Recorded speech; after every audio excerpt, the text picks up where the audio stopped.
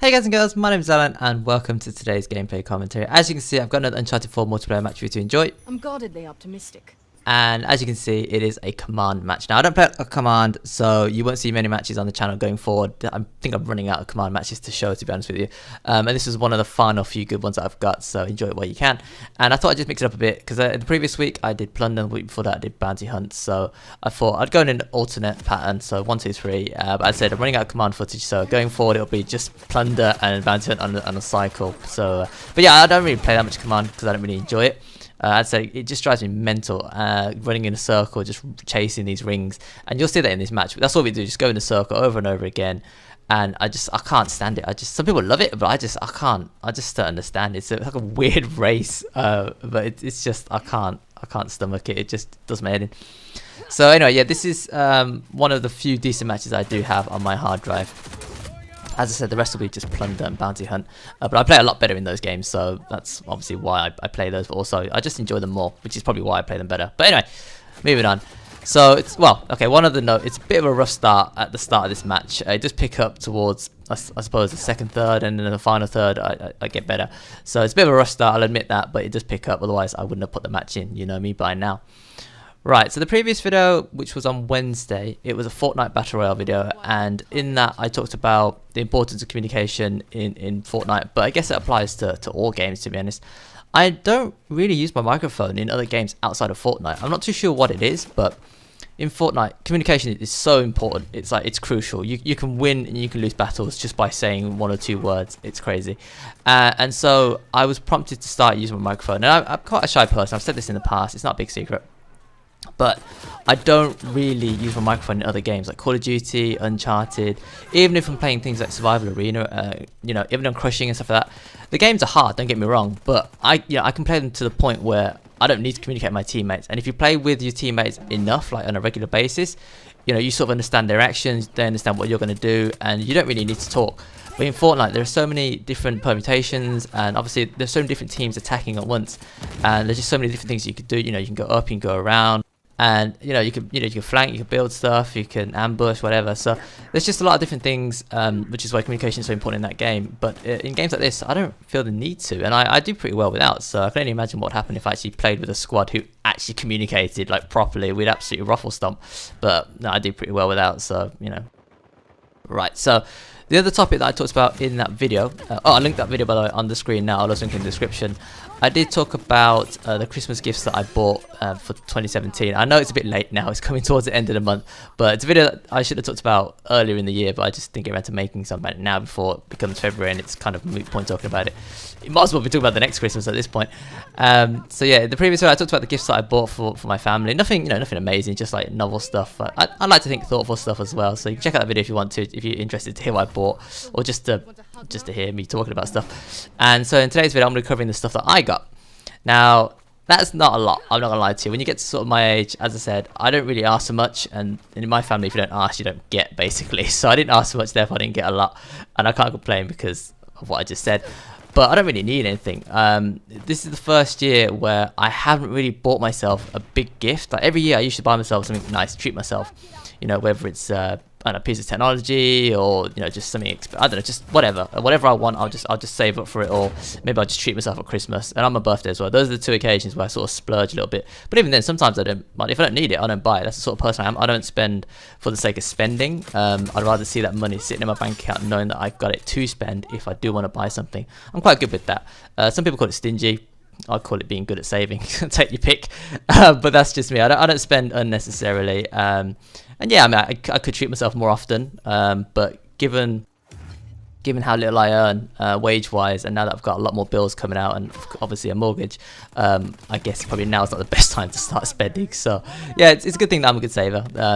Is what I would say. But as I said, some people call it stingy, or whatever. But good saver is what I call myself. Anyway, moving on from that topic. So I was talking about, gifts. So my sister went travelling earlier in the year, and she brought back a few souvenirs, and she saved those for Christmas, which is fine. And she brought me back something really cool, something I did ask for. She brought me back, she went to Cuba, and she brought me back a genuine Cuban cigar. So I've got that in my drawer, and I told her I want to save that for a special occasion. And I might post a picture of it sometime in Twitter, or maybe put it in the video even. But actually no, I can't, because it's at my parents' house. So yeah, I'm gonna save that for special occasion, and whenever it comes down to me using that cigar, I will of course share it with you guys and girls, assuming of course I'm still on YouTube at that point, whenever that might be. But yeah, just I thought it was really cool. And what else did I get? I got some clothes, you know, pretty standard stuff. Didn't get any money. Got some chocolates from my nan. I don't really eat that much chocolate, to be honest, but she's bought it now, so it's just sitting in the cupboard. I don't know, maybe if I have some people around for tea or something, I'll crack it open. But otherwise, it'll sit there until next Christmas. I'm not gonna lie to you. I don't really eat a lot of junk food. I buy a lot of junk food, but I don't eat nearly as much as I buy. And again, I've talked about this in the past. And then just some novel stuff from my parents. Again, as I said, we don't really do gifting to a massive extent in the family.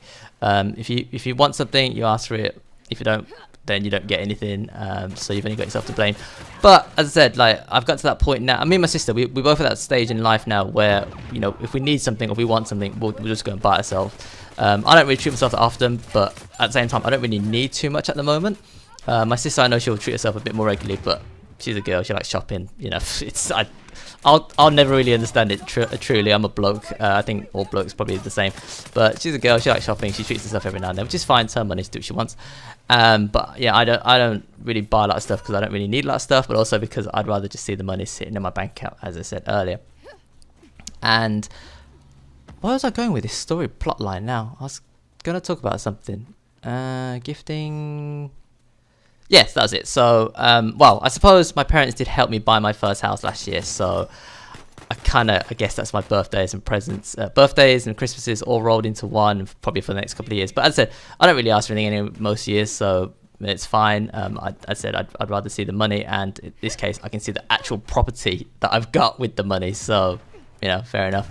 And what else? There was something else I was going to say. Oh yeah, and of course, you know, I pitched in with my own house, obviously, so I guess that's my birthday present for myself this year as well. I don't really need anything else. I'm pretty sad at the moment. I mean, I could do with, you know, a better TV, I could do with a better PC, I could do with better internet, so I could stream at a higher definition, but that's all luxury stuff that I don't technically need at the moment because I can live without. I mean, I'm not struggling or anything. I've got an okay TV, I've got a decent monitor, my PC's still working for the time being, and I mean, I say my internet's slow, but it's still faster than most of the UK as an average, so again, if I pay for a better service, it's just going to be more of a luxury thing than a necessity.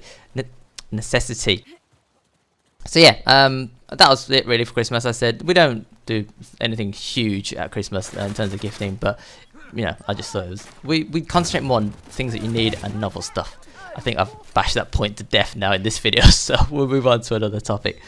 Right, so just I suppose rounding off the whole Christmas theme, as the years go by, one of the things I really do enjoy is Christmas wrapping, and I know some people hate it, but I really like it. I think that's okay. It's effort, don't get me wrong, it's a lot of effort to wrap gifts, and sometimes you get like really challenging shapes and objects, and it just makes you think a bit more out of the box.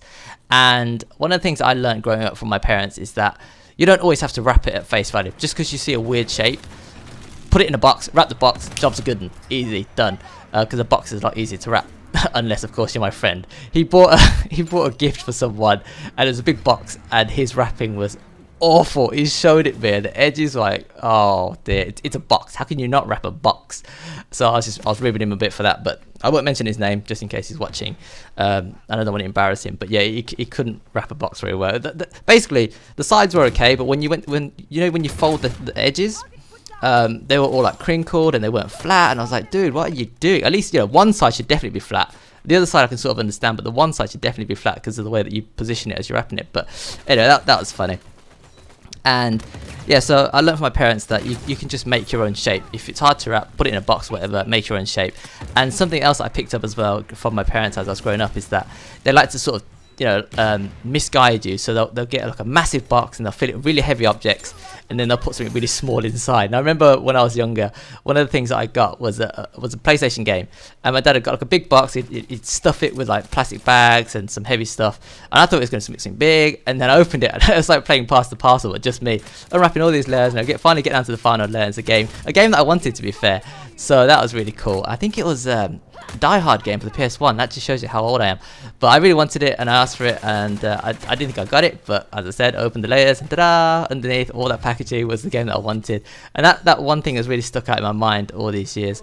Anyway, so video's come to an end. I'd love to talk more, but let's pick this up in the next video. So yeah, an okay performance, a rough start as I said, but picked up towards the end, and I did quite well considering the rest of the team and of course the enemy team as well. But yeah, as per usual, if you enjoyed the content, consider tapping the like button. I really do appreciate it. And if you've got any spare time and you see me online on Twitch, come check me out. I'm streaming Fortnite quite regularly these days, but no set schedule. Pop along if you've got nothing else going on, just check me out, maybe say hi in the comments section. I do appreciate the support. And as per usual, if you've got any thoughts you'd like to share me regarding anything I've talked about today, let me know in the comment section below. But until next time, thanks for watching, thanks for listening, take care, and I will see you later.